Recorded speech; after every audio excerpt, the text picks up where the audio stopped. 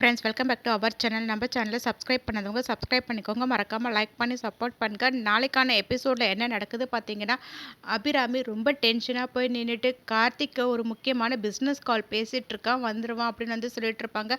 அதை பார்த்த உடனே ஐஸ்வர்யா என்ன அத்தை ஒரு மாதிரி டென்ஷனாக இருக்காங்க அப்படின்னு வந்து பார்த்துட்டு இருப்பாங்க. இங்கே தீபாவாக நடிக்கிற ரம்யா பார்த்தீங்கன்னா அபிராமி கிட்ட, அத்தை அவர் வர வரைக்கும் நம்ம வெயிட் பண்ண வேணாம், தாலியை நம்ம எல்லாருக்கிட்டையும் கொடுத்து ஆசீர்வாதம் வாங்கிடலாம் அப்படின்வாங்க. அதை கேட்டு ஐயரும் ஓகே சொல்லிட்டு பார்த்தீங்கன்னா அதை மைத்லி கிட்ட கொடுப்பாங்க. மைத்லி எல்லாருக்கிட்டையும் போய் ஆசீர்வாதம் வாங்கிட்டு இருப்பாங்க. அப்போ ரியா பார்த்தீங்கன்னா முக்காடை போட்டு அப்படியே மறைச்சிப்பாங்க.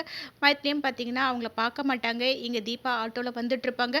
கார்த்திக் அந்த ரவுடியை ஃபாலோ பண்ணிட்டு போயிட்டு இருப்பாங்க. அந்த ரவுடியும் பார்த்தீங்கன்னா கார்த்திக் கையில் மாட்டிப்பாங்க. ஒழுங்கு மரியாதையே செயினை கொடு அப்படின்னு ரவுடி கிட்ட கேட்பாங்க. அந்த ரவுடி என் கிட்டல செயின் எதுவுமே இல்லை அப்படின்வாங்க.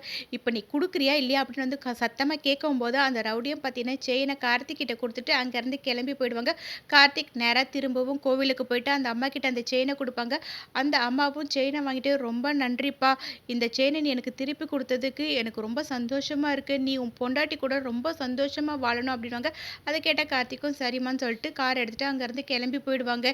இங்கே அருண் வந்து என்ன கார்த்திக் இன்னும் வரவே இல்லையே அப்படின்னு வந்து யோசிச்சுட்டு இருப்பாங்க. அருணாச்சலமும் என்ன அபிராமி இன்னும் கார்த்திக் என்ன பண்ணிட்டு இருக்கா, கல்யாண நேரத்தில் என்ன அவனுக்கு பிஸ்னஸ் கால் அப்படின்னு வந்து கேட்பாங்க. அதை கேட்ட அபிராமி இன்னும் கொஞ்சம் நேரத்தில் வருவாங்க, முக்கியமான கால் தானே பேசிட்டு இருக்காங்கன்னு சொல்லிட்டு அருண் கிட்ட நீ கார்த்திக்கு திரும்ப கால் பண்ணி கேளு அப்படின்வாங்க. அருணும் பார்த்தீங்கன்னா கார்த்திக்கு கால் பண்ணுவாங்க. கார்த்திக்கும் ஃபோன் அட்டென்ட் பண்ணிட்டு சொல்லுண்ணா அப்படின்னாங்க. டேய் நீ வெளியே போயிட்டு சீக்கிரமாக வரேன்னு சொல்லிட்டு தானே போனேன், இன்னும் வராமல் இருக்கிற, எல்லாருமே ஒன்று கேட்டுட்டு இருக்காங்கடா, முகூர்த்தத்துக்கு வர நேரம் ஆயிடுச்சு அப்படின்வாங்க. அதை கேட்ட கார்த்திக்கும் நான் வந்துட்டு இருக்கேனே அப்படின்வாங்க. நீ சீக்கிரமாக வரேன்னு சொன்னல, அம்மாவுக்கு வர தெரிஞ்சிடுச்சு, அம்மா வர கேட்டுட்டு இருக்காங்க, நீ சீக்கிரம் வா அப்படின்வாங்க. அதை கேட்ட கார்த்திக் அம்மாவுக்கு தெரிஞ்சிடுச்சா, ஏன்னா நீ அம்மாவுக்கு சொன்ன அப்படின்னு வந்து கேட்கும்போது, பின்ன நீ இல்லாததா அம்மா வந்து பார்த்து தெரிஞ்சுக்கிட்டாங்க அப்படின்வாங்க. சரி சரி நான் சீக்கிரமாக வரேன்னு சொல்லிட்டு கார்த்திக்கும் ஃபோன் வச்சிருவாங்க. அதுக்குள்ளேயே தீபா பார்த்தீங்கன்னா மண்டபத்துக்கு வந்துட்டு அத்தை அப்படின்னு வந்து கத்துவாங்க. அதை பார்த்த உடனே ரம்யா இவ எப்படி தப்பிச்சு வந்தா, இப்போ இதை வேற நம்ம எப்படி சமாளிக்கிறதுன்னு தெரியவே இல்லைன்னு டென்ஷன் ஆகிட்டு இருப்பாங்க. அபிராமி தீபாவை பார்த்துட்டு என்ன ரெண்டு தீபாவா இருக்காங்க, இதில் யார் உண்மையான தீபான்னு எனக்கு ஒன்றுமே புரியவே இல்லை அப்படின்னு சொல்லும்போது தீபா வந்து நான் தான் உங்கள் மருமக அப்படின்னு சொல்லுவாங்க. உடனே ரம்யாவும் வந்துட்டு அத்தை நான் தான் உங்கள் மருமக, அவள் பொய் சொல்கிறா, அவளை நீங்கள் நம்பாதீங்க அப்படின்வாங்க. உடனே தீபா வந்துட்டு நீ என்னதான் நடித்தாலும் கொஞ்ச நேரத்தில் நீ யாருன்றது தெரிய தான் போகுது, போலி ஒரு நாள் வெளியே வரதானே செய்யும், அதுவும் இல்லாமல் என்னோட வேஷத்தில் உனக்கு நடிக்கிறதுக்கு வெக்கமா இல்லை, உன்கிட்ட எவ்வளோ தடவை சொன்னோம், இப்படி நீ பண்ணிட்டு இருக்க அப்படின்னு வந்து கேட்டுட்டு இருப்பாங்க. அப்போ அபிராமி என்ன பண்ணுறீங்க எனக்கு ஒன்றுமே புரியவே இல்லைன்னுவாங்க. அருணாச்சலம் வந்துட்டு எனக்கும் ஒன்றும் புரியவே இல்லையே, இதில் யார் தான் தீபா அப்படின்வாங்க. உடனே ரம்யா நான் தான் உங்கள் மருமக தீபா அப்படின்னு சொல்லுவாங்க. மாமா அவள் சொல்கிறத நம்பாதீங்க, நான் தான் உங்கள் மருமக அப்படின்னு சொல்லிட்டு இருப்பாங்க. அபிராமி செம்ம கன்ஃபியூஸ் ஆகிட்டு எனக்கு ஒன்றும் புரியவே இல்லை, சம்மந்தி நீங்கள் தானே தீபாவை சின்ன வயசுலேருந்து பார்த்து வளர்த்துருக்கீங்க, அதனால உங்கள் பொண்ணு உங்களுக்கு அடையாளம் தெரியும், நீங்களே பார்த்து சொல்லுங்க அப்படின்வாங்க. உடனே ஜானகியும் எனக்கு ரெண்டு பேரும் ஒரே மாதிரி தான் தெரியுறாங்க, யாரும் தெரியவே இல்லை அப்படின்னு சொல்லிட்டு இருப்பாங்க. அப்போ தீபா வந்துட்டு அம்மா உனக்கு ஞாபகம் இருக்குதாம்மா, எனக்கு கல்யாணம் நடக்கணுன்றதுக்காக நீ எல்லார் காலையிலையும் பாத பூஜைலாம் பண்ணி கோவிலுக்கு போயிட்டு அப்படின்வாங்க. ஆமாம் அப்படின்னு ஜானகி சொல்லும்போது உடனே ரம்யா வந்துட்டு அம்மா எனக்கு கல்யாணம் நடக்காமல் இருக்குன்றதுக்காக நீ திருப்பதிக்கு கீழே இருந்து மேலே வரையும் படி ஏறி போனது உனக்கு ஞாபகம் இருக்கா அப்படின்வாங்க. ஆமாம் இதுவும் கரெக்டு தான் அப்படின்னு வந்து சொல்லிட்டு அவங்களும் ஒன்றும் புரியாமல் யோசிச்சுட்டு இருப்பாங்க. உடனே தீபா வந்துட்டு இங்கே பாருடி ஏமாத்தாத, எதுக்காக ரம்யா இந்த மாதிரி பண்ணிட்டு இருக்க, நீ மாஸ்க் போட்டு ஏமாத்துறன்றது எல்லாருக்குமே நல்லாவே தெரியும் அப்படின்னு சொல்லிட்டு இருக்கும்போது உடனே மீனாட்சி வந்துட்டு ஆமாம் இவ தான் தீபா, அவர் ரம்யா எனக்கு நினைக்கிறேன் அப்படின்வாங்க.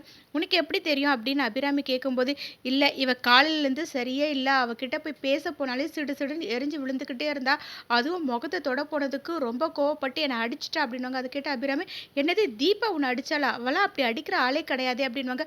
உடனே மைத்ரியா ஆமாம் அவள் கிட்டையே போகவே விடலை, கேட்டால் தலைவலின்னு சொன்னால் முகத்தை தொடக்கூட விடல, தீபா இந்த மாதிரிலாம் பண்ணக்கூடிய ஆளே கிடையாது, எனக்கு என்னமோ இவன் மாதிரி தான் டவுட்டாக இருக்குது அப்படின்வாங்க. அது கேட்ட ரம்யா வந்துட்டு ஐயோ இந்த மீனாட்சி வேறு இப்படி சொதப்பி வைக்கிறாளே, இது எப்படி நம்ம எஸ்கேப் ஆகிறதுன்னு யோசிச்சுட்டு அத்தை இவங்க எல்லாருமே பொய் சொல்கிறாங்க, எனக்கு முன்ன ஜூஸில் கூட ஏதோ மருந்து கலந்து கொடுத்து நான் எல்லாருக்கிட்டே எப்படி நடந்துக்கிட்டேன், அந்த மாதிரி யாரும் எனக்கு மருந்து வச்சுட்டாங்க, அதனால தான் நான் அந்த மாதிரி நடந்துக்கிட்டேன், இல்லைனா நான் போய் அப்படிலாம் நடந்துப்பேன் அத்தை அப்படின்னு வந்து கேட்டுட்டு இருப்பாங்க. அபிராமி ஒன்றும் புரியாமல் இதில் யார் சொல்கிறது உண்மை எனக்கு தெரியவே இல்லைன்னு சொல்லிட்டு இருக்கும்போது அம்பிகா வந்துட்டு நான் யாருன்றதை சொல்கிறேன் அப்படின்னு வந்து சொல்லுவாங்க. அதை கேட்ட அபிராமி உனக்கு தெரியுமா அம்பிகா அப்படின்னு வந்து சொல்லி கேட்டுட்டு இருப்பாங்க. அதுக்கு அம்பிகாவோ எனக்கு யாருன்றது நல்லாவே தெரியும், நான் அந்த ரூமில் தான் இருந்தேனே, அப்போ வெளியே வரும்போது மாஸ்க் போட்டு தீபா மாதிரியே ஏமாத்துறதுக்காக வந்தாங்க, நான் உங்ககிட்ட உண்மையை சொல்ல வரேன்னு சொன்னப்போ என்னை மயக்கம் அடைய வச்சு கட்டில் கீழேயே படுக்க வச்சுட்டு வந்துட்டாங்க, இப்போ மயக்கம் தெளிஞ்சு நான் எழுந்து வந்தேன், இவ தான் வந்து போலி அப்படின்னு சொல்லிட்டு இருப்பாங்க. உடனே ரம்யா வந்துட்டு இல்லை நான் தான் உண்மையான தீபா, அவங்க சொல்கிறத நம்பாதீங்க அப்படின்னுவாங்க.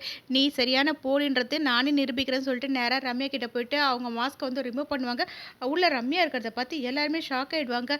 அபிராமிக்கு பார்த்தீங்கன்னா, செம்ம ஷாக்கிங்கா இருக்கும். அப்ப அம்பிகா வந்துட்டு, "நான் சினிமால தான் இந்த மாரி டூப்புக்காக வந்து வேஷம்லாம் போட்டு பார்த்துருக்கேன். மாஸ்க்லாம் போட்டு. ஆனா ரியல் லைஃப்ல இந்த மாரிலாம் நடக்குது" அப்படின்னு சொல்லிட்டு இருப்பாங்க. இங்க கார்த்திக் பார்த்தீங்கன்னா வந்துட்டு இருப்பாரு வண்டியில. இப்படி இந்த எபிசோட் எண்ட் ஆகும். நெக்ஸ்ட் எபிசோட்ல என்ன நடக்குது தெரிஞ்சுக்க நம்ம சேனல் லைக் பண்ணுங்க, ஷேர் பண்ணுங்க. மறக்காம சப்ஸ்கிரைப் பண்ணிக்கோங்க. Thank you.